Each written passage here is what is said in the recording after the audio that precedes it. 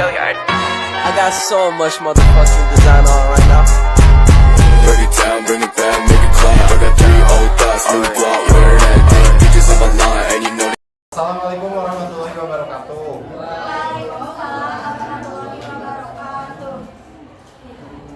Bismillahirrahmanirrahim. Rabbi Sroli Sodri, Wesiruli Amri, Waguruk Dantan, Bistani, Yakul Kauli, Muhammad. Kami dari kelompok 2 di sini akan mempresentasikan mengenai materi proses kognitif menulis. Langsung saja pada poin pertama, di sini terdapat pengertian menulis.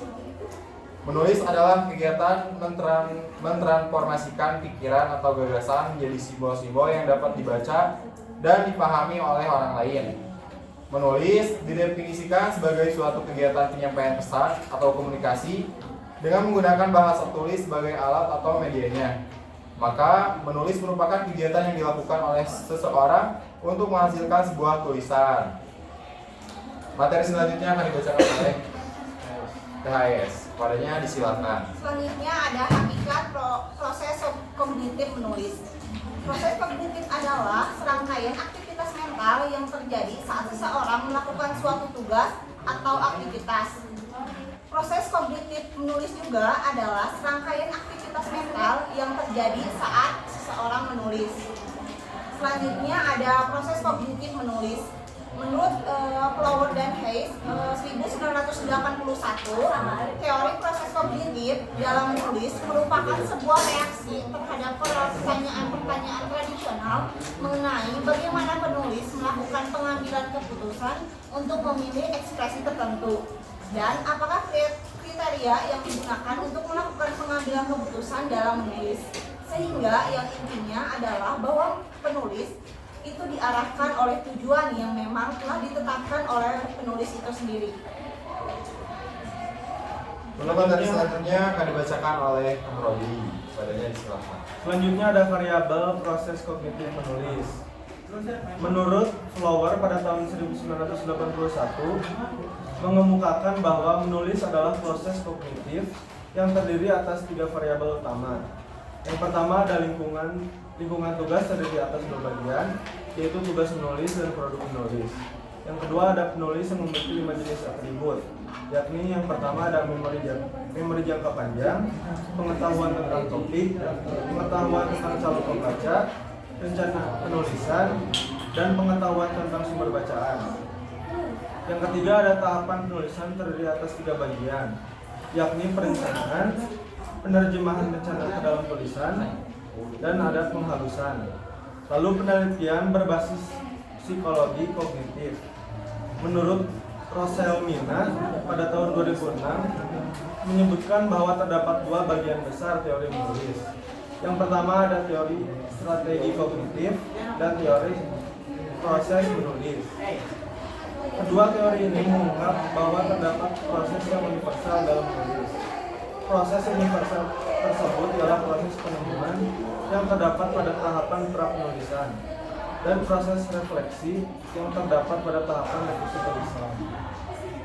Untuk materi selanjutnya akan dibacakan oleh Amel. Padanya disilakan. Selanjutnya ada 3 tahap kognitif menulis. Yang pertama ada tahap pra-penulisan atau persiapan, yang kedua tahap penulisan, dan yang ketiga tahap pasca penulisan. Yang pertama tahap pra-penulisan atau persiapan merupakan tahap pertama yang dimana ketika pembelajar menyiapkan diri, mengumpulkan informasi, merumuskan masalah, menentukan fokus, mengelola informasi, menarik tafsiran inferen terhadap realitas yang dihadapinya, berdiskusi, membaca, mengamati, dan lainnya, yang akan memperkaya masukan kognitifnya yang di proses selanjutnya. Pada tahap pra-penulisan ini terdapat beberapa aktivitas, yaitu 1. Menentukan topik, 2. Menentukan maksud dan tujuan penulisan, 3. Memperhatikan sasaran karangan atau pembaca, 4. Mengumpulkan ide, mengumpulkan informasi pendukung, dan yang terakhir mengorganisasikan ide dan informasi. Selanjutnya terdapat tahap penulisan. Pada tahap penulisan kita telah menentukan topik dan tujuan karangan, mengumpulkan informasi yang relevan, serta membuat kerangka karangan. Selanjutnya siap untuk menulis. Kita kita mengembangkan butir demi butir ide yang terdapat dalam kerangka karangan dengan memanfaatkan bahan atau informasi yang telah kita pilih dan kita simpulkan. Seperti yang kita ketahui, struktur karangan terdiri atas bagian awal, isi, dan akhir. Selanjutnya, tahap pasca penulisan. Tahap ini merupakan tahap penghalusan yang penyempurnaan buram yang kita hasilkan. Kegiatannya terdiri atas penyuntingan dan perbaikan ataupun revisi. Penyuntingan adalah pemeriksaan dan perbaikan unsur mekanik karangan seperti ejaan, punktuasi, diksi, pengkalimatan, gaya bahasa, pencatatan keputusan, dan konvensi penulisan lainnya. Adapun revisi atau perbaikan ini mengarah pada pemeriksaan dan perbaikan isi karangan. Baik, sesi pemaparan materi sudah selesai. Jikalau dari teman-teman semua ada yang dirasa kurang mengerti, boleh untuk ditanyakan. Boleh, Teh Siva? Sebelumnya, perkenalkan saya Siva, ingin bertanya, terima kasih kepada para yang sudah mengikuti telah memberikan kesempatan saya bertanya. Di ini akan ada bahas tentang variabel proses kognitif ya. Di sini poin yang paling yang saya belum paham banget gitu ya. Bisa nggak dijelaskan dengan kata yang sederhana, waktu dari variabel dan ketiga proses itu kayak gimana? Terima kasih. Dan di situ kan dijelaskan juga ya bahwanya ketiga variabel ini beserta dengan bagian-bagiannya terjadi secara sirkular dan juga sederhana. Itu maksudnya gimana? Ya tadi jelasnya secara sederhana aja. Jelas.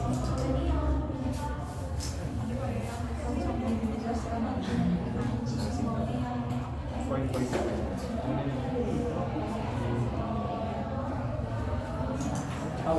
Atau menuju.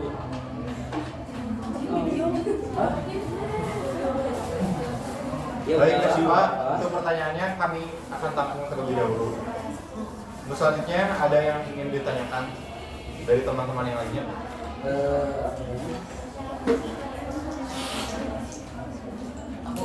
Boleh, Kang Idris? Sebelumnya terima kasih kepada yang sudah presentasi telah memberikan kesempatan untuk saya berpresentasi.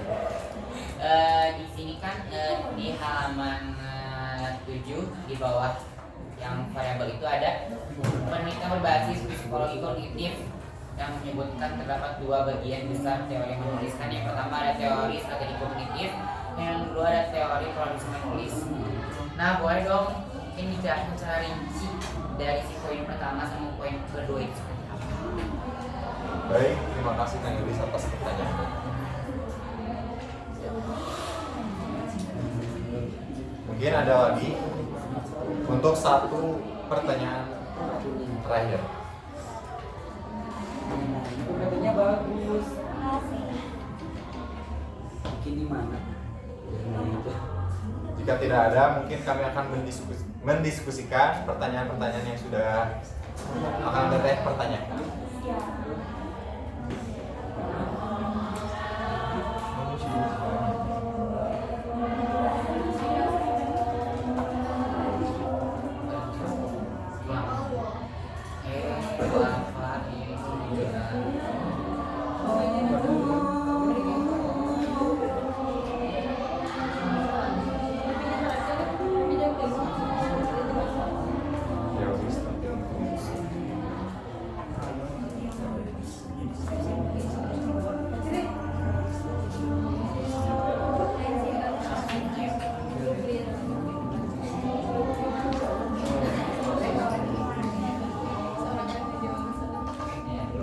Kenapa sih?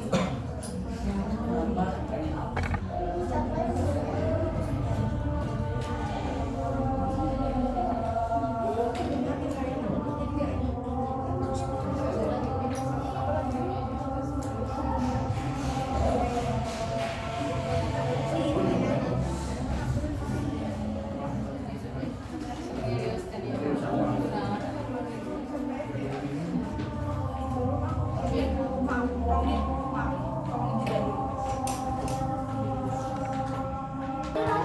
Udah.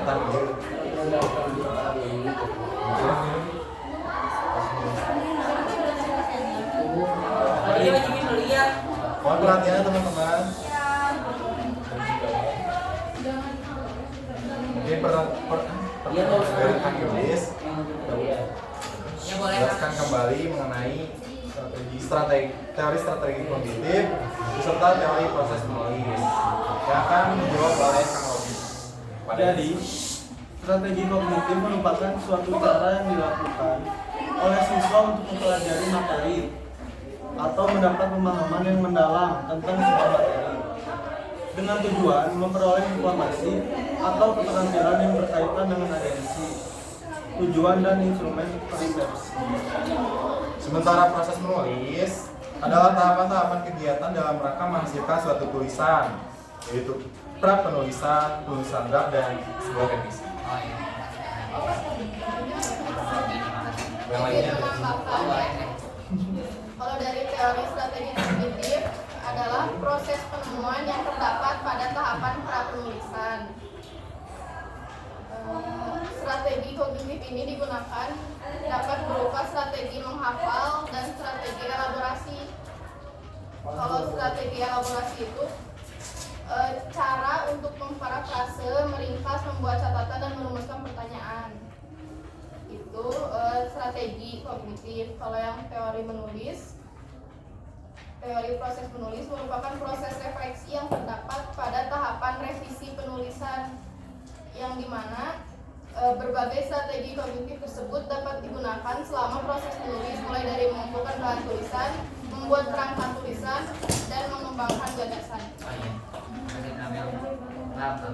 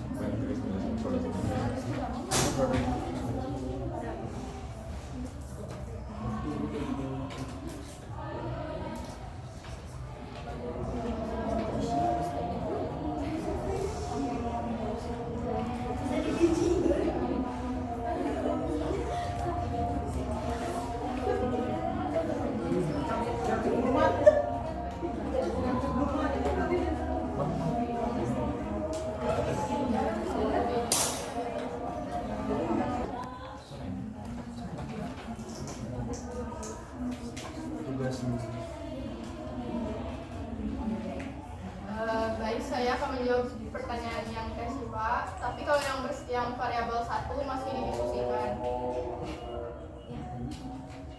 Kalau yang variabel 2, maksudnya penulis ini teh memiliki 5 jenis atribut kriteria.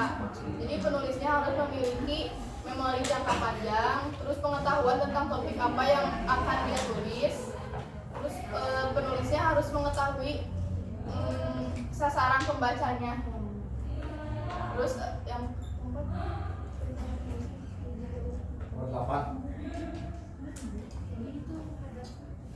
terus yang pengetahuan tentang sumber bacaan. Jadi si penulisnya harus tahu dulu topiknya dan temanya. Yang ketiga, tahapan menulis terdiri dari 3 bagian. Nah, yang satu perencanaan sendiri bisa disebut sebagai pasca penulisan. Terus yang kedua ada mungkin ya kalau oh iya sorry Yang kedua ada penerjemahan rencana ke dalam tulisan, yaitu penulisan. Yang ketiga ada penghalusan sebagai paskah dari penulisan. Makasih ya Kak Teteh. Gak apa-apa kalau yang paling pertama. Udah. Ke yang silver aja ya. Ketiga variabel ini beserta dengan bagian-bagiannya terjadi secara sirkular dan berulang. Nah, sirkular sendiri artinya tuh mempertahankan layu produk dari si variabel yang di atas yang 3 itu. Dan berulang sendiri yang dimaksud variabel ini terjadi secara berulang sehingga menjadi proses yang utuh. Makasih. Sirkulir. Untuk yang poin pertama yang tugas menulis. Jadi tugas menulis adalah sebagai alat komunikasi tak langsung antara penulis dan pembacanya. Karena pada prinsipnya tulisan bisa menyampaikan pesan kepada pembacanya. Menulis juga sangat penting di bidang pendidikan untuk memudahkan siswa berpikir secara kritis. Baik, mungkin untuk poin B, produk menulis. Pendekatan produk yang merupakan pendekatan tradisional dalam pengajaran menulis, di mana contohnya siswa didorong untuk meniru model teks yang biasanya disajikan dan diterapkan pada tahap awal. Adapun beberapa manfaat dari pendekatan ini adalah untuk memadai dalam menulis dapat diminimalkan karena siswa mulai menulis dengan sangat terkontrol. Lalu model teks ditiru. Juga pengorganisasian gagasan lebih penting daripada gagasan itu sendiri. Dan yang terakhir, ada banyak penempatan ditempatkan pada produk akhir. Mungkin Terima kasih anak saya. ada yang ingin menambahkan atau mengoreksi dari jawaban kami?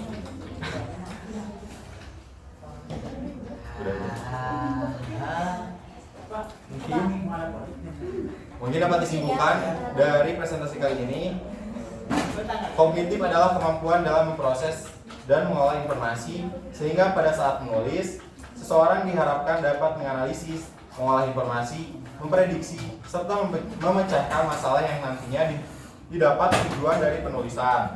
Dalam proses kognitif penulis terdapat 3 tahapan. Yang pertama tahap persiapan atau pra penulisan, yang kedua tahap penulisan, dan yang ketiga tahap setelahnya atau pasca penulisan. Setiap penulis memiliki tujuan khusus dalam menulis, baik itu pada pra penulisan, penulisan, dan pasca penulisan, sehingga penulis dapat melihat kembali apakah tujuannya telah tercapai atau belum dalam tulisan tersebut. Mungkin sekian pemaparan materi dari kelompok kali ini, dari kelompok kami. Mohon maaf apabila terdapat kesalahan dari kelompok kami. Wabillahi taufiq wal hidayah. Wassalamualaikum warahmatullahi wabarakatuh.